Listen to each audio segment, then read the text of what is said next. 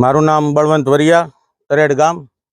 હાલ પ્લોટ વિસ્તારમાં છેલ્લે એટલે કે ગુસ્સાભાઈ મુશીના ઘરથી ઠાકરસિંહભાઈ સુતારના ઘર સુધી ગટર લાઇનનું કામ આજ રોજ તરેડની નવી પંચાયત દ્વારા ખાતમુહૂર્ત કરવામાં આવ્યું.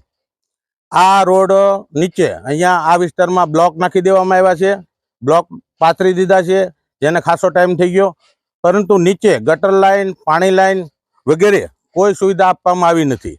અંદાજે 500 મીટર જેટલી આ વિસ્તાર એવો છે જે ઈરાદાપૂર્વક અગાઉની પંચાયતે, અગાઉના સરપંચે અહીંયા જાણી જોઈ અને ગટર લાઈન નાખવા મને ચાવી અને બ્લોક પાથરી, જે ભવિષ્યમાં ગટર લાઈન વગર બ્લોક પાથરી અને સરકારી નાણાંનો દુરુપયોગ કર્યો છે, જે ખરેખર અહીંયા જોઈ શકાય છે. હું મીડિયાકર્મીને વિનંતી કરીશ કે તમે એ પણ બતાવજો કે આ વિસ્તારની અંદર બ્લોક નાખી દેવામાં આવ્યા છે, પરંતુ નીચે ગટર લાઈન નથી, પાણી લાઈન વ્યવસ્થિત નથી.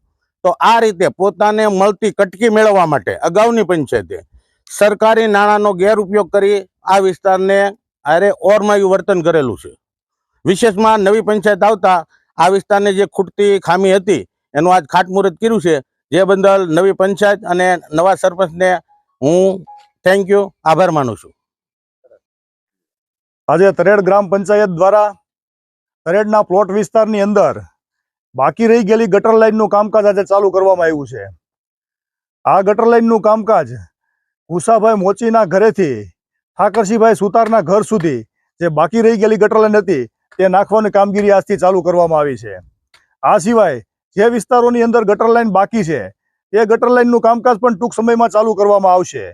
અને એ સિવાય તરેડ ગામમાં જે ઘટતી સુવિધાઓ છે તેના ઉપર પૂરતું ધ્યાન આપી અને ભવિષ્યમાં તેનું આયોજન કરી અને તમામ સુવિધાઓ તરેડ ગામને મળી રહે તે માટેની આગળની કામગીરી કરવામાં આવશે. તો આજથી પ્લોટ વિસ્તારની અંદર આપણે ગટર લાઇનનું કામ ચાલુ કરવામાં આવ્યું છે.